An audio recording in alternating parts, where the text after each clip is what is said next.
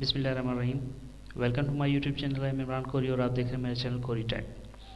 तो दोस्तों, पिछली वीडियो में हमने डिस्कस किया था कि आप माइक्रोसॉफ्ट एक्सेल में मार्कशीट किस तरह बना सकते हैं, और मार्कशीट में जो जो फार्मूलाज यूज़ होते हैं ये सारे फार्मूलाज हमने बहुत बारीकी में डिस्कस किए थे एक एक करके। और उससे पिछली वीडियो में हमने डिस्कस किया था कि आप माइक्रोसॉफ्ट एक्सेल में पेज सेटअप किस तरह कर सकते हैं। पेज सेटअप में जो जो ऑप्शन थे हमने डिस्कस किए थे। सबसे पहले था पोर्ट्रेट और लैंडस्केप आप किस तरह कर सकते हैं, उसके बाद उसकी परसेंटेज आप किस तरह कर सकते हैं, या वन पेज पे किस तरह आप इसको एडजस्ट करते हैं फिट टू वन। और उसके अलावा मार्जिन हमने डिस्कस किए थे कि आप टॉप पे, बॉटम पे, लेफ़्ट या राइट कितना मार्जिन छोड़ सकते हैं, कैसे एडजस्ट कर सकते हैं। और उसके बाद हमने हेडर फुटर डिस्कस किया था। और हेडर फुटर में फ़र्दर जो जो ऑप्शन थे, हेडर में या फुटर में आप क्या क्या चीज़ें कैसे इंसर्ट कर सकते हैं। फॉर एग्जांपल यहाँ पे आप अगर आप कुछ लिखना चाहें लेफ़्ट सेक्शन में, राइट सेक्शन में या सेंटर में, और उसके अलावा और भी चीज़ें हमने काफ़ी सारी डिस्कस की थी। इंसर्ट पेज नंबर था, इंसर्ट पेज ऑफ पेज, और उसके बाद इंसर्ट डेट, टाइम, और जितने भी ये ऑप्शन थे सारे हमने डिस्कस किए थे बहुत बारीकी में। तो दोस्तों, जिन दोस्तों से वीडियो मिस हो गई है तो नीचे डिस्क्रिप्शन में लिंक दिए हुए हैं, आप वहां से ओपन करके वीडियोस देख सकते हैं। तो दोस्तों, आज की वीडियो में हम डिस्कस करेंगे कि माइक्रोसॉफ्ट एक्सेल में जो फार्मूलाज यूज़ होते हैं उनके पीछे बेसिक अर्थमेटिक ऑपरेशन कैसे होता है, किस तरह होता है, और उसके अलावा कंपैरिजन ऑपरेटर्स क्या होते हैं। ये सारी चीज़ें हम डिस्कस करेंगे। तो दोस्तों, अगर मेरी वीडियो आपको पसंद आए तो मेरे चैनल को सब्सक्राइब ज़रूर कीजिएगा, और अगर आप चाहते हैं कि मेरी हर नई आने वाली वीडियो का नोटिफिकेशन आपको इन टाइम मिलता रहे तो बेल आइकन को ज़रूर प्रेस कीजिएगा। चले तो विदाउट वेस्टिंग टाइम चलते हैं हम वीडियो की तरफ।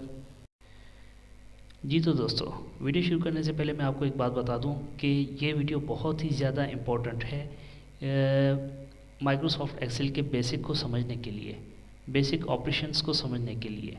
चलें तो हम डिस्कस कर लेते हैं फार्मूलाज में अंदर अर्थमेटिक्स ऑपरेशन क्या होता है, और उसके बाद कंपैरिजन ऑपरेटर्स क्या होते हैं। चलें जी, इधर आ जाएं अर्थमेटिक्स पे। अर्थमेटिक्स में हम देखते हैं ये ऑपरेटर मतलब जो ऑपरेशन करते हैं। तो ये साइन है प्लस माइनस, और ये स्टार का साइन मल्टीप्लाई के लिए यूज़ होता है, और ये डिवीजन के लिए फॉरवर्ड स्लैश यूज़ होता है। तो हम प्लस से स्टार्ट करते हैं। प्लस का साइन जो होता है एडिशन के लिए यूज़ होता है। जैसे भी आप दो सेल आपस में ऐड करना चाहते हैं तो उनका फार्मूला कुछ इस तरह लिखा जाएगा। तो हम यहाँ पर समझ लेते हैं कि मिसाल के तौर पे अभी यहाँ पर मैं लिखता हूँ 7 और यहाँ पे लिखता हूँ 5। अभी इन दो सेल में मैंने डाटा एंटर किया है, यहाँ पर मैं फार्मूला लगाऊंगा एडिशन का। तो आपको जैसे पिछली वीडियो में मैंने बताया था कि आप जो भी फार्मूला एक्सेल में लगाएंगे तो वो इज इक्वल टू के साइन से स्टार्ट होता है। तो यहाँ पर हमने इज इक्वल टू का साइन लगा लिया। उसके बाद आप सेल सेलेक्ट करेंगे। ये हमने सेल सेलेक्ट किया A2, इस सेल का एड्रेस है ए कॉलम और रो 2। तो ये A2 इसका एड्रेस है। उसके बाद हम प्लस का साइन लगाएंगे। उसके बाद हम दूसरा सेल सेलेक्ट करेंगे, तो ये B2, ये दूसरा सेल इधर आ गया। तो ये फार्मूला हमारा लग गया। आप जैसे ही एंटर करेंगे तो यहाँ पर आपकी वैल्यू आ जाएगी जो भी आपने फार्मूला लगाया उसके हिसाब से। अभी यहाँ पर मैं लिख देता हूँ ये हमने एडिशन की है। उसके बाद हम फिर दोबारा आ जाते हैं शीट में। ये जो नेगेटिव का साइन है, ये नेगेटिव का साइन यूज़ होता है सब्सट्रैक्शन और नेगेटिव के लिए। जैसे कि आप एक सेल से दूसरे सेल की वैल्यू माइनस करना चाहते हैं तो इस तरह का फार्मूला आप लगाएंगे बीच में माइनस का साइन डाल के। चलें तो हम शीट पे देख लेते हैं। अभी सेम वैल्यू हम लेते हैं, यहाँ पे लिखते हैं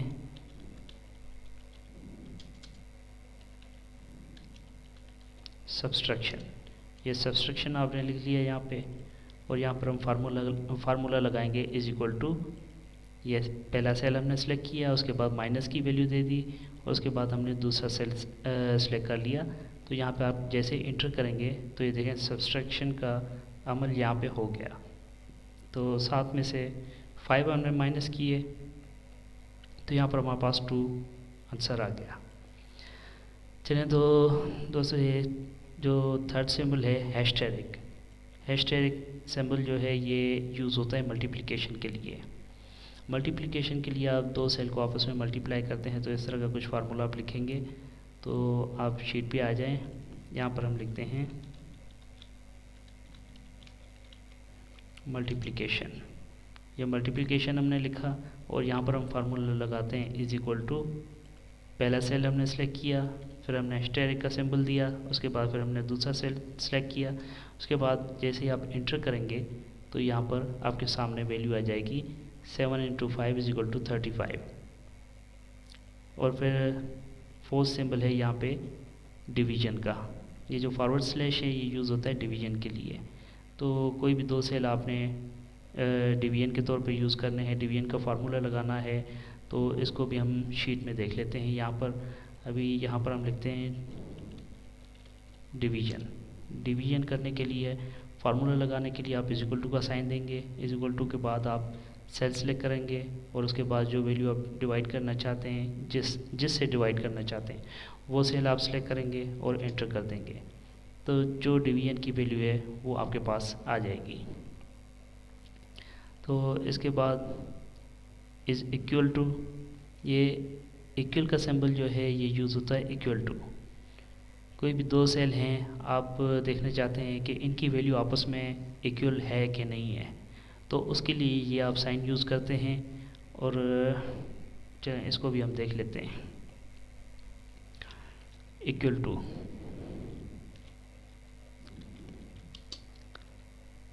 इक्वल टू का हम सिंबल यहाँ पे डालते हैं और यहाँ पर हम डालते हैं ये फार्मूला = हम फार्मूला लगा रहे हैं इसलिए ये स्टार्टिंग में = का सिंबल डाल रहे हैं, ये फार्मूला स्टार्ट करने के लिए। उसके बाद हमने सेल सेलेक्ट किया, फिर =, फिर ये दूसरा सेल सेलेक्ट किया। अब आप एंटर करेंगे तो यहाँ पे दे रहा है फॉल्स। फॉल्स का मतलब है कि ये आपस में इक्वल नहीं है। मिसाल के तौर पे यहाँ से मैं वैल्यू चेंज करता हूँ, 7 कर देता हूँ और इसको एंटर कर देता हूँ, तो ये दोनों सेल आपस में इक्वल हैं, तो यहाँ पे ट्रू आ गया। लेकिन यहाँ पे पहले 5 लिखा हुआ था, तो ये कह रहा था कि ये इक्वल नहीं है, इसलिए इसको फॉल्स दे रहा है। उसके बाद एक ग्रेटर देन का फार्मूला, इसमें भी आपको इसी तरह ही आंसर आएगा अगर ये फार्मूला हम लगाएंगे। तो इधर हम लिखते हैं, ये है ग्रेटर देन। आपने ग्रेटर देन यहाँ पे लिख दिया, तो यहाँ पे फार्मूला आप लगाएंगे ये, और ये ग्रेटर देन का सिंबल दे दिया, फिर आपने दूसरा सेल सेलेक्ट कर लिया, तो यहाँ पे एंटर करेंगे तो ये कह रहा है ट्रू, कि A2 सेल ग्रेटर है B2 से। तो देखें B2 वाला सेल जो है इसमें वैल्यू 5 है, A में 7 है, तो 7 बड़ा है, इसीलिए इसको ये ट्रू दे रहा है।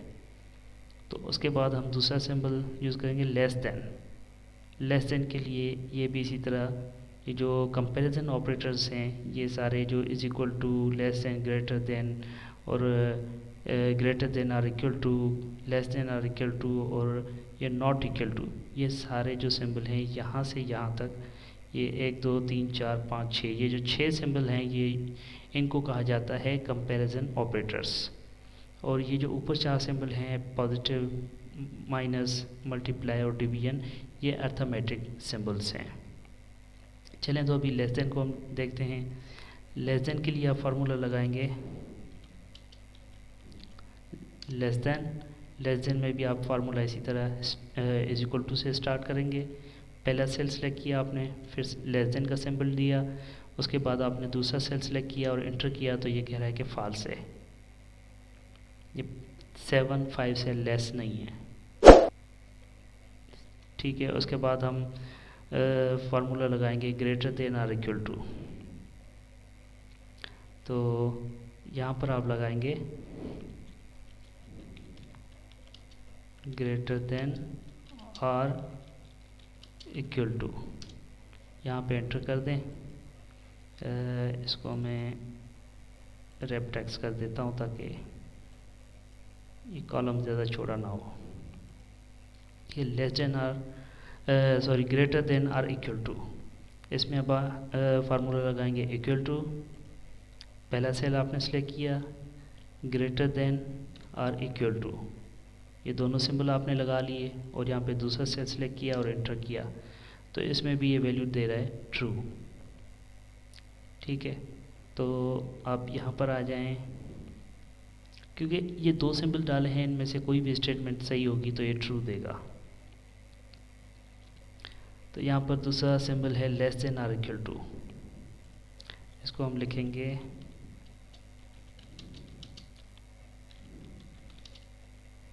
इक्वल टू, इसको भी हम रेफ्लेक्स कर देते हैं। तो यहाँ पर हम फार्मूला लगाएंगे इज इक्वल टू, ये पहला सेल हमने सेलेक्ट किया, लेस देन और इक्वल टू, ये दूसरा सेल सेलेक्ट किया, तो यहाँ पे एंटर दे दिया, तो ये इसको फॉल्स दे रहा है। ये कह रहा है कि वैल्यू ठीक नहीं है, बराबर नहीं है आपस में, और ना ही लेस देन है। और not equal to, not equal to का हम सिंबल यूज़ करेंगे अभी, not equal to, not equal to हमने लिख दिया, और यहाँ पर हम फार्मूला लगाएंगे is equal to, cell A select किया और उसके बाद आपने ये नॉट इक्वल टू का सिंबल लगा दिया, और उसके बाद आपने ये दूसरा सेल सेलेक्ट कर दिया और एंटर कर दिया। तो यहाँ पर साइन आ गया not equal to, not equal to में इसको इसने ट्रू कर दिया, ट्रू कर दिया कि ये दोनों इक्वल नहीं है।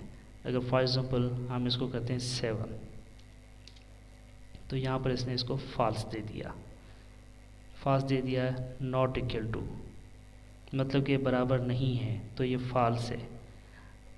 अगर यहाँ पे बराबर ना होते तो ये कहता है, ये फार्मूला हमें आंसर देता कि ये ट्रू है, ठीक है। और इसके बाद एक और फार्मूला हम यूज़ करेंगे जो यहाँ पर मेंशन नहीं है, तो वो फार्मूला है इक्वल टू का, इक्वल टू। यहाँ पर सिंपली आप फार्मूला स्टार्ट करने के लिए इक्वल टू का सिंबल डालेंगे, पहला सेल सेलेक्ट किया आपने, फिर आप इक्वल टू का सिंबल डालें, फिर दूसरा सेल सेलेक्ट करें और एंटर करें। तो इक्वल टू में ये फॉल्स दे रहा है कि ये इक्वल टू नहीं है। अगर हम इनको दोनों वैल्यूज़ को सेम करेंगे तो यहाँ पे ये कहेगा ट्रू है, और देखिए नॉट इक्वल में इसने फॉल्स कर दिया है। ठीक हो गया। तो दोस्तों ये बेसिक ऑपरेशन थे जो हमने सीखे।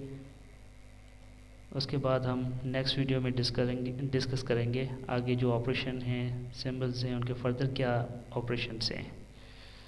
तो उम्मीद है कि दोस्तों वीडियो आपको पसंद आई होगी।